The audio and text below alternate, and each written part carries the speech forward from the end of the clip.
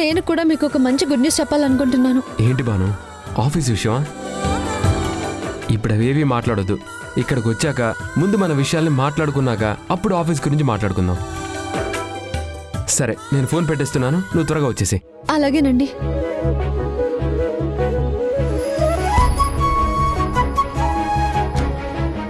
ఈ క్షణం కోసమేనండి నేను ఇంతగా ఎదురు చూస్తున్నాను. మీ అందరి మాటతోనే అర్థమవుతుంది అక్కడ మీరంతా ఎంత సంతోషంగా ఉన్నారు. అత్తయ్య క్షమించారన్న మాట నాకెంత ఆనందాన్ని ఇచ్చిందో. ఇప్పుడు నేను రావడానికి ఎంత సమయం పడుతుందా అని ఆలోచిస్తున్నాను. ఉన్న ఫలంగా మాయమైపోయి మీ ముందు వాలిపోవాలనిపిస్తోంది. నేను తల్లిని కాబోతున్నానని, మన ఇంటికి వారసుడు రాబోతున్నాడని. అత్తయ్య ఈ విషయాన్ని విని ఎంత ఆనందిస్తారో నా కళ్ళతో నేను చూడాలి. ఇది ఫోన్లో కాదు, మీ అందరి ముందు పంచుకుంటాను. మీ కళ్ళల్లో ఆనందాన్ని నా కళ్ళారా తనివి తీరా చూసుకుంటాను. అమ్మా, వంటేం చేయమంటారు? లక్ష్మి, ఇంకేం వంట చేయొద్దు, నేను వెళ్ళాలి. డ్రైవర్ని త్వరగా కార్ రెడీ చేయమని చెప్పు. ఇప్పుడే బయలుదేరాలి, త్వరగా రమ్మని చెప్పు. అదేంటమ్మా ఉన్న పలంగా బయలుదేరుతున్నారు?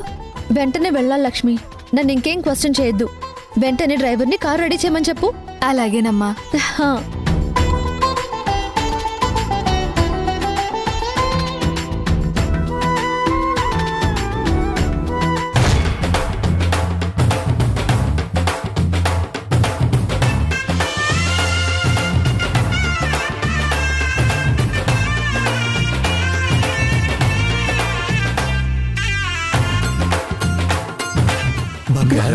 భాను, అత్తయ్య, నువ్వే తప్పు చేయలేదమ్మా. నువ్వు నా కుటుంబం గురించి ఆలోచిస్తావని నాకు అర్థమైంది. ఇది ఎన్నో ఏళ్లు భరించినటువంటి బాధ కదా. ఒక్కసారిగా నిజం బయటకు వచ్చేసరికి తట్టుకోలేకపోయాను.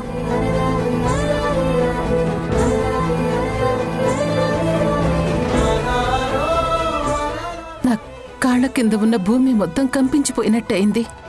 ఈ ప్రపంచంలో నేను ఒంటరిదాన్ని అయిపోయినేమో అనిపించింది. అందరూ నన్ను మోసం చేశారేమో అని నాలో నేనే ఎంతో రగిలిపోయాను. అందుకే మీ ఎవరితోని మాట్లాడకుండా ఇలా మౌనంగా ఉండిపోయాను. పార్థు నాతో మాట్లాడాక నాకు అర్థమైంది మీరు చేసినటువంటి తప్పు ఏమీ లేదు అని.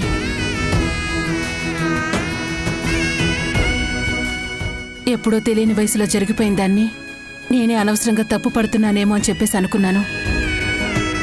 నా కొడుకుని తిరిగి తీసుకురాలేకపోయినా అదిగో కొడుకులాంటి అల్లుండి ఇంటికి తీసుకొచ్చావు.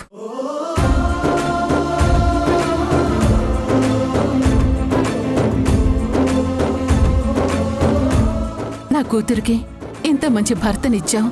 ఈ ఇంట్లో ఆనందానికి కారకురాలివయ్యావు. ఇదంతా నువ్వు చేసిన మంచి అని ఆలోచించిన మరుక్షణమే నేను ఎంత తప్పుగా ఆలోచించాననేది అర్థమైంది. అందుకే ఇదిగో ఉన్న పళంగా నిన్ను రమ్మని చెప్పేసన్నాను. నిన్ను చూడాలి అనుకున్నాను. నిజానికి నువ్వే నన్ను క్షమించాలి. లేదత్తయ్య, ఇన్నేళ్ల మీ బాధేంటో నేను చూశాను.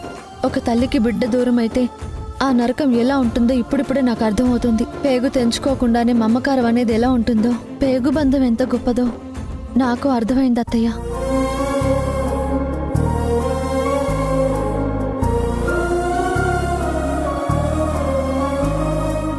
మరి ఆ బంధానికి దూరమై మీరు బాధపడ్డంలో తప్పులేదు. కానీ విధి వల్ల ఆ జరిగిన తప్పుని ఎవరూ మార్చలేం కదా. అందుకే జరిగిన పొరపాటుని తిరిగి తీసుకురాలేకపోయినా సరిదిద్దే ప్రయత్నం చేశానత్తయ్య.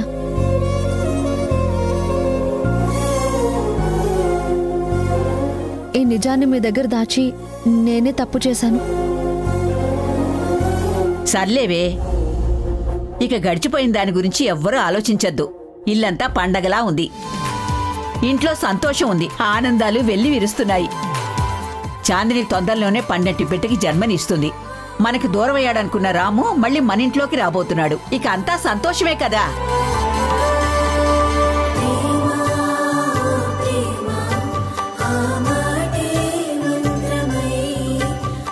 అందరూ ఇక్కడే ఉండండి, ఇప్పుడే వస్తాను.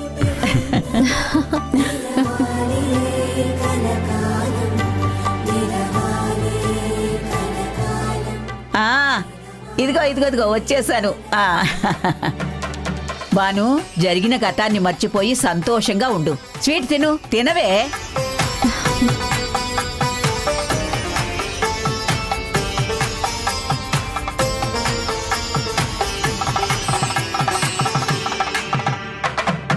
తినండి.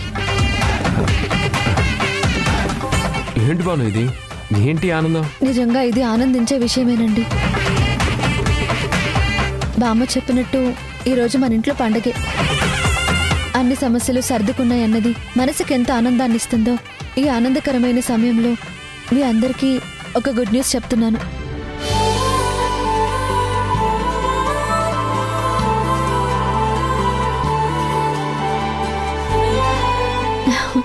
నేను తల్లిని కాబోతున్నాను.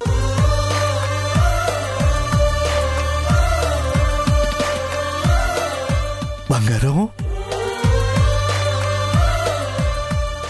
బాను, అమ్మమ్మా,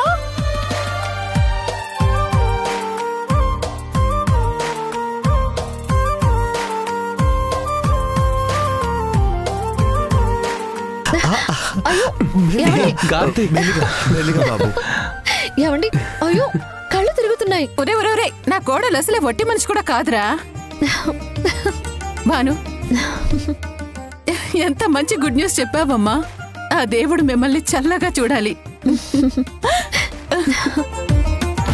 మావయ్య, ఆ డాక్టర్ నేను డబ్బుతో వస్తున్నానేమో అని చాలా ఆనందంగా ఉంటుంటాడు. ఈ రోజు కోటీశ్వరుడు అయిపోయి కాలు మీద కాలు వేసుకుని సంతోషంగా బతకవచ్చని కళ్ళు కంటుంటాడు. ఆ కళలన్నీ కళ్ళలవుతాయి. ఇంకొక గంటలో వాడితో సహా వాడి కుటుంబం మొత్తం నీకు సాయంగా పైకి పంపిస్తాను. వాళ్ళు ఏమయ్యారో కూడా ఈ ప్రపంచానికి తెలియకుండా చేస్తాను.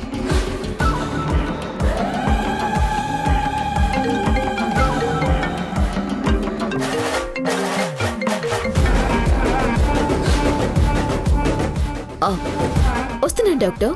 ఎందుకంత తొందరపడుతున్నారు? వస్తానని చెప్పాను కదా. అన్ని లెక్కలు సరిచూస్తాను.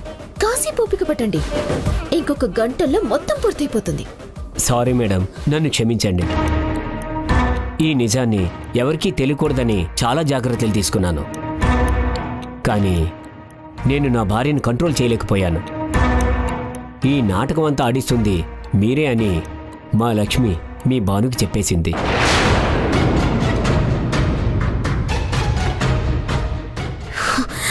ఏంటి ఏం మాట్లాడుతున్నావు నువ్వు? నిజమే మేడం. ఇప్పుడే మా ఆవిడ భానుతో మాట్లాడింది. మీ మావయ్యని జైలు నుంచి బయటికి తీసుకురావడం దగ్గర నుంచి డెత్ సర్టిఫికేట్ సృష్టించడం వరకు మొత్తం మీరే చేయించారని, మీ ఆధ్వర్యంలోనే ఇదంతా జరుగుతుందని మొత్తం భానుకు తెలిసిపోయింది. ఇప్పుడు ఏం చేయాలో నాకు అర్థం కావడం లేదు మేడం. మీరే ఏదో ఒకటి చేయండి ప్లీజ్. చింత పనిచేసావు డాక్టర్. కట్టుకున్న భార్యను కూడా కంట్రోల్లో పెట్టుకోలేవు నువ్వు.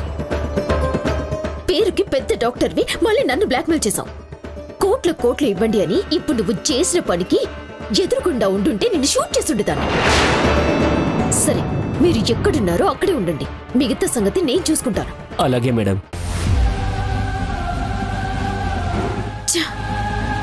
భానుకి విషయం తెలిసిందంటే వెంటనే ఇంట్లో అందరికీ చెప్పేస్తుంది.